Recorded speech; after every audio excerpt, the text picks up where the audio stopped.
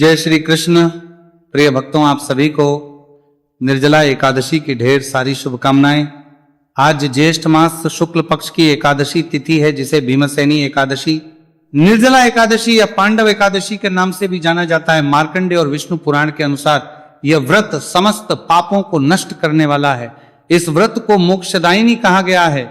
धार्मिक मान्यता है कि निर्जला एकादशी का पालन करने वाले व्यक्ति को मृत्यु के समय यमराज के दूत नहीं सताते, बल्कि भगवान विष्णु के दूत उसे सीधे बैकुंठ धाम ले जाते हैं। एकादशी व्रत को भीमसेनी या पांडव एकादशी भी कहा जाता है, क्योंकि महाबली भीम ने जो अपनी अत्यधिक भूख के कारण हर महीने 2 व्रत नहीं रख सकते थे, कारण हर महीने व्यास की आज्ञा से इस कठिन व्रत को कर सभी एकादशियों का लाभ प्राप्त किया था। निर्जला उपवास करने से मन की चंचलता पर नियंत्रण मिलता है और आत्म अनुशासन की शक्ति बढ़ती है। इस दिन दान का फल अक्षय माना गया है। ज्येष्ठ मास की गर्मी को देखते हुए जल से भरे घड़े, जूते, छाती, पंखे, फल और अनाज का दान करने से आर्थिक कठिनाइयों और बीमारियों से मुक्ति मिलती है। तो प्रिय भक्तों, सुनते हैं निर्जला एकादशी की पावन पौराणिक कथा। इस कथा को सुनने से पहले सुनते हैं माता लक्ष्मी और विष्णु की मनोहारी कथा। एक बार बैकुंठ धाम में बड़ा ही कौतुकपूर्ण और दिव्य वातावरण। भगवान श्री हरि विष्णु क्षीर सागर में शेषनाग की शैया पर विराजमान थे और साक्षात जगत जननी मां लक्ष्मी उनके चरण दबा रही थी।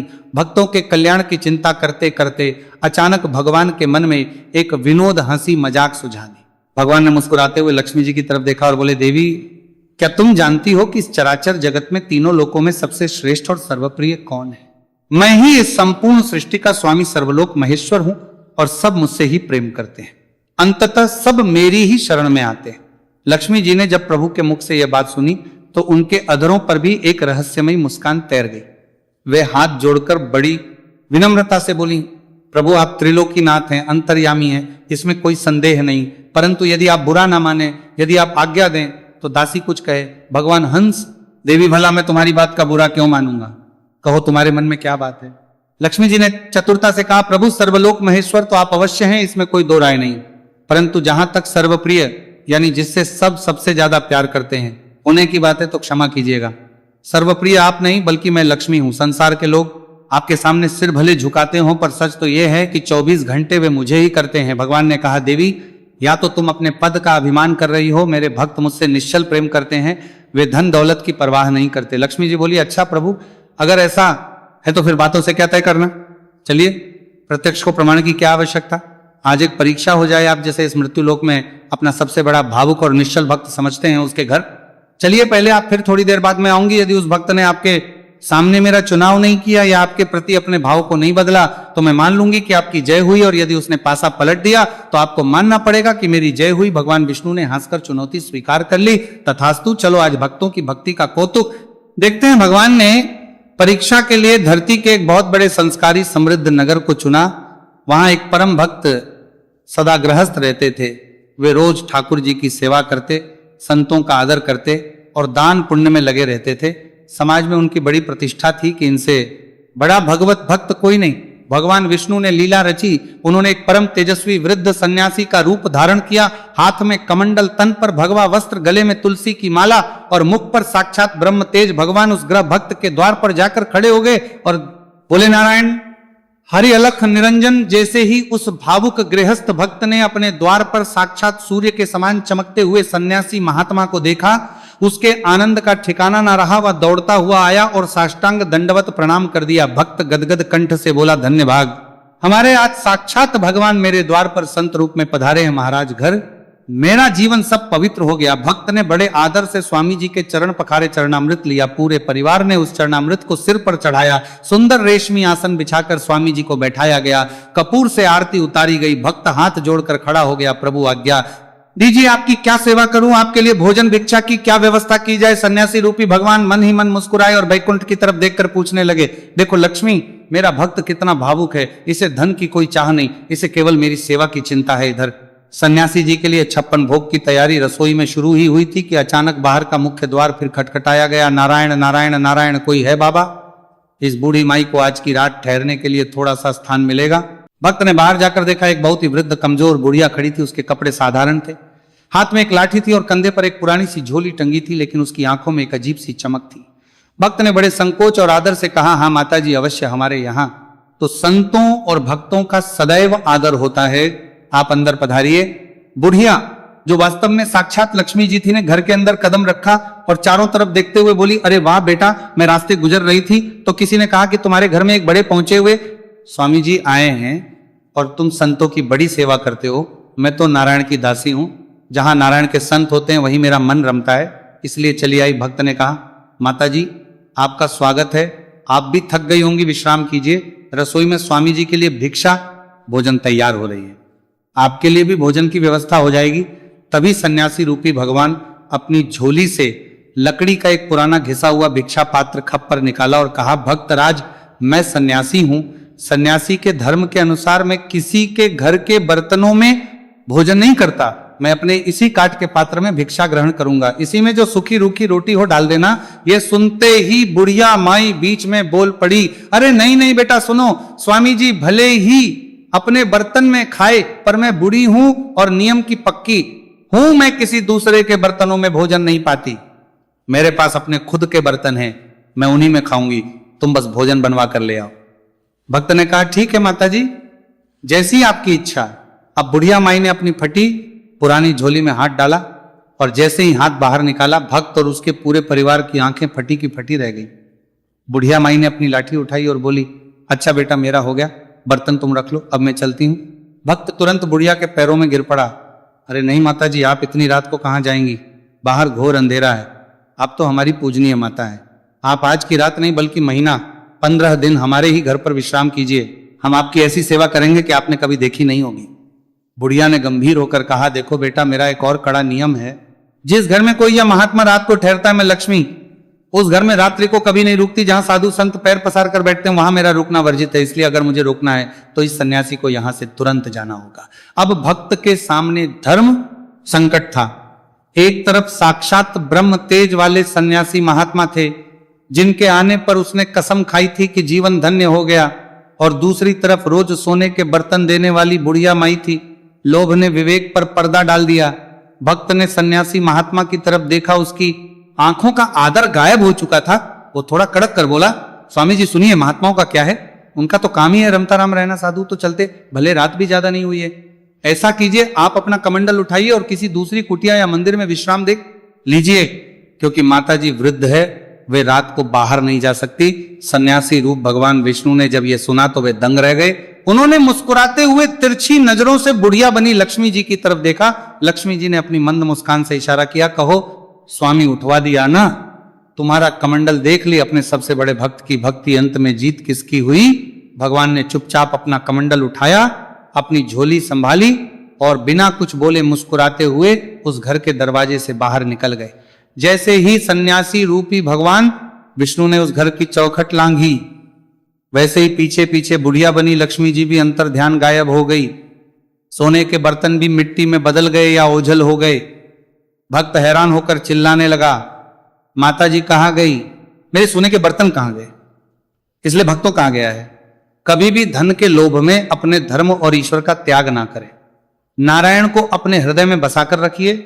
लक्ष्मी जी तो दासी बनकर उनके पीछे पीछे आपके घर स्वयं चली आएंगी। जहां नारायण पैर धरेंगे वहां लक्ष्मी स्वतः कदम बढ़ाएंगी। हरे कृष्णा प्रिय भक्तों, आज मैं सुना रही हूं संसार का सबसे पुण्यदायक भक्तों में लोकप्रिय भगवान श्री विष्णु जी को अत्यंत प्रिय निर्जला एकादशी व्रत की पौराणिक कथा, जिसमें भगवान वेद व्यास जी और पांडवों के बीच का संवाद है। बार भीमसेन व्यास जी से कहने लगे, हे पितामह, भ्राता युधिष्ठिर, माता कुंती, द्रौपदी, अर्जुन, नकुल और सहदेव आदि सब एकादशी का व्रत करने को हमसे कहते हैं, परंतु महाराज मैं उनसे कहता हूं, भाई मैं भगवान की भक्ति पूजा आदि तो कर सकता हूं, दान भी दे सकता हूं, परंतु भोजन के बिना नहीं रह सकता। इस पर वेद व्यास जी ने गंभीरता पूर्वक कहा, हे भीमसेन, यदि तुम नरक की घोर यातनाओं से भयभीत हो और स्वर्ग के अनुपम सुखों की अभिलाषा रखते हो तो प्रत्येक मास की दोनों एकादशी को अन्न का त्याग करके भगवान की भक्ति किया करो। भीमसेन ने अपनी विवशता प्रकट करते हुए कहा, हे पितामह, मैं तो आपसे पूर्व में ही निवेदन कर चुका हूं, मुझ में भूख सहन करने की किंचित मात्र भी सामर्थ्य नहीं है। यदि पूरे वर्ष में कोई एक ही व्रत हो मैं सहर्ष धारण कर सकता हूं, क्योंकि मेरे उदर में वक्र नामक प्रचंड अग्नि निरंतर प्रज्वलित रहती है, जिसके कारण मैं भोजन के बिना जीवित नहीं रह सकता। यह अग्नि अन्न ग्रहण करने से ही शांत होती है। अतः मेरे लिए तो पूर्ण उपवास क्या एक समय का भोजन त्यागना भी अत्यंत दुष्कर है। कृपया कर आप मुझसे कोई ऐसा व्रत बतलाइए जो वर्ष में केवल एक बार ही करना पड़े, जिससे मुझे स्वर्ग की निश्चित प्राप्ति हो जाए। भगवान वेद व्यास जी ने भीम से कहा कि हे भीम, जो एकादशी के दिन अन्न खाता है, समझो वह पाप खाता है, इस लोक में वो चांडाल होता है और मरने के बाद उसकी दुर्गति होती है। महर्षि वेद व्यास जी के ये गंभीर वचन सुनकर भीमसेन नरक की भयानक कल्पना से अत्यंत भयभीत हो उठे। उनका शरीर कांपने लगा। उन्होंने कातर ने कहा, महीने में दो व्रत करना तो मेरे लिए कदापि संभव नहीं है। हाँ, यदि वर्ष में केवल एक व्रत करना पड़े तो मैं इसके लिए अवश्य प्रयत्न कर सकता हूँ। अतः यदि वर्ष में एक दिन के व्रत से ही मेरी मुक्ति संभव हो तो कृपया मुझे ऐसे किसी विशिष्ट व्रत का विधान बताइए। प्रिय भक्तों, यह सुनकर व्यास जी ने समाधान देते हुए कहा, हे भीमसेन, हे कुंती नंदन, वृषभ और मिथुन राशि की संक्रांति के मध्य ज्येष्ठ मास के शुक्ल पक्ष में जो एकादशी आती है उसका नाम निर्जला एकादशी है। तुम उसी पवित्र एकादशी का व्रत करो। इस सारत करने के लिए निर्जला व्रत में स्नान और आचमन के अतिरिक्त जल का पूर्णतया त्याग करना होता है। आगे वेद व्यास जी भीमसेन से कहते हैं, हे कुंती नंदन, चाहे सूतक हो या पातक हो, इसमें कभी भी एकादशी का त्याग नहीं चाहिए। यानी आपके घर में किसी का जन्म हुआ हो या मरण, उसके अंदर भी आपको एकादशी का व्रत नहीं त्यागना चाहिए। जो लोग स्वर्ग प्राप्त करना चाहते हैं उन लोगों को दोनों पक्षों की एकादशी के दिन भोजन नहीं करना चाहिए। द्वादशी के दिन पवित्र होकर पुष्पों से भगवान केशव की पूजा करके दान दक्षिणा देकर फिर अपना पालन करना चाहिए। भगवान वेद व्यास जी आगे कह रहे हैं, एकादशी के दिन भोजन नहीं करने वाले पापी हो या दुराचारी हो, चाहे पापिष्ट हो यानी पापियों के सरताज हो, चाहे कितने बड़े पापी हो तथा अधर्मी हो, उनकी धर्म में बिल्कुल भी प्रवृत्ति ना हो, धर्म में उनकी मति गति नहीं होती हो, ऐसे मनुष्य भी यदि एकादशी के दिन निराहार रहते हैं तो वे यमलोक में नहीं जाते। जो एकादशी निराहार करता है तो वह समस्त पापों से हो जाता है, और जो निर्जला एकादशी का व्रत रखता है उसे पूरे वर्ष में जितने भी शुक्ल तथा कृष्ण पक्ष की एकादशियां होती है उन सबों का फल उन्हें मिल जाता है। यह एकादशी धन धान प्रदान करने वाली, पवित्र आरोग्य और पुत्र प्रदान करने वाली होती है। जो एकादशी का व्रत करता है उसके पास महाकाल, भयंकर तथा काले काले यमदूत नहीं आते, यह मैं सत्य कहता हूं। हे भीम, इन वैष्णवों को अंतिम समय में देखिए, यदि वह एकादशी का व्रत रखता है तो वह पीतांबरधारी सौम्य स्वभाव वाले हाथ में चक्र धारण किए, वह मन के समान वेग वाले विष्णु दूत आकर भगवान विष्णु के लोक में उसे ले जाते हैं। अतः सभी प्रकार के प्रयासों से निर्जला एकादशी का व्रत जरूर करना चाहिए। प्रिय भक्तों, अब इसी प्रकार भगवान वेद व्यास जी आगे कहते हैं, किसी स्त्री अथवा पुरुष के द्वारा यदि सुमेरु अथवा के समान महान पाप किया गया हो तो वह निर्जला एकादशी के प्रभाव से पूर्ण रूप से भस्म हो जाता है। चाहे स्त्री हो चाहे पुरुष, कोई भी इस एकादशी का व्रत यदि करता है तो उसके समस्त पाप भस्म हो जाते हैं। और जो मनुष्य इस एकादशी में स्नान दान जप हो करते हैं उनको प्रत्येक प्रहर में करोड़ों स्वर्ण मुद्रा दान करने का फल प्राप्त होता है। वह सब कुछ अक्षय हो जाता है। निर्जला एकादशी किए बिना दूसरे धर्म के करने से कौन सा लाभ है? यानी निर्जला एकादशी आपने यदि कर लिया है तो आपने बहुत बड़ा धर्म कर लिया है। इस एकादशी का विधि पूर्वक व्रत करके मनुष्य भगवान विष्णु के लोक में जाता है। जो एकादशी के दिन अन्न खाता है तो वह पाप ही खाता है, इस लोक में वह चांडाल हो जाता है और मरने के बाद उसकी दुर्गति होती है। जो लोग ज्येष्ठ मास के शुक्ल पक्ष में इस व्रत का उपवास करते हैं, उसके दान और दान देते हैं, वे परम पद को प्राप्त करते हैं, ब्रह्मघाती। मद्यपान करने वाला, चोर, गुरु से द्वेष करने वाला, हमेशा झूठ बोलने वाला, ये सभी निर्जला एकादशी का व्रत करने से पाप रहित हो जाते हैं। ब्रह्मघाती जैसा महापाप भी नष्ट हो जाता है। कुंती पुत्र निर्जला एकादशी के विषय में विशेष बात यह है कि उस दिन स्त्री तथा पुरुष को श्रद्धापूर्वक दान करना चाहिए। और जो लोग निर्जला एकादशी नहीं करते वे आत्मद्रोही है। ऐसे लोग पापी, दुराचारी तथा निश्चित रूप से दुष्ट है। और व्रत को करने वाले मनुष्य आगामी 100 पीढ़ी को तथा अतिरिक्त कालीन 100 पीढ़ियों को अपने साथ श्री भगवान के लोक में ले जाते हैं। भक्त को गौ, जल, सैया, आसन, कमंडलू तथा छाता दान करना चाहिए। तो प्रिय भक्तों, भगवान वेद व्यास जी बता रहे हैं, जो लोग योग्य श्रेष्ठ ब्राह्मण को जूता दान करते हैं वे स्वर्ण निर्मित विमान से स्वर्गलोक में जाकर पूजित होते हैं। तो इस प्रकार से वेद व्यास जी ने भीमसेन को निर्जला एकादशी का महान सुनाया। भगवान श्री विष्णु की कृपा से आपका यह एकादशी का व्रत पूर्ण हो और अनंत फलों की प्राप्ति हो। प्रिय भक्तगणों, अब आप श्रवण करेंगे एकादशी के दिन सुनी जाने वाली एकादशी माता की कथा। यह कथा सुने बिना व्रत कथा अधूरी मानी जाती है, तो इससे पूरा अवश्य सुनिएगा एक बार। एक बूढ़ी माँ ने एकादशी का व्रत रखा। बड़ा ही भाव भक्ति से पूजा अर्चना की। उन्हें वृद्धावस्था में क्या बाधा थी, वो तो अपने पुत्र पोत्रों की सुख सुविधा के लिए व्रत किया करती थी। वे दिन भर तो जरा कठोर मन करके अपनी प्यास को रोके रहीं और दिन में ब्राह्मणों को मिट्टी के पात्र में भरकर पानी और धतु फल दान दिए, दोना भर भर के चीनी और दही वितरण किया। उन्हें गर्मी के कारण बहुत बेचैनी हो रही थी, इस कारण वे बहुत देर तक पानी में पड़ी रही, मुंह धोती रही। तब कहीं थोड़ा बहुत धैर्य बंद पाया, धूप तो तेज पड़ ही रही थी, इस कारण बार बार मुंह सूख रहा था, बहुत बेचैनी हो रही थी। एक तो बुढ़ापा और दूसरा यह भयंकर गर्मी, वृद्धावस्था की स्थिति तो कुछ दूसरे ही प्रकार की होती है। जैसे तैसे रो धोकर के दिन कट पाया। अब पहाड़ सी रात सामने थी, उनका कटना बड़ा ही कठिन दिखाई दे रहा था। खटिया पर पड़े पड़े शांति नहीं मिल रही थी, वे बार बार करवट बदल रही थी। अनेक बार वे बाहर जाती और भीतर आती, उन्हें घर के शांति नहीं थी।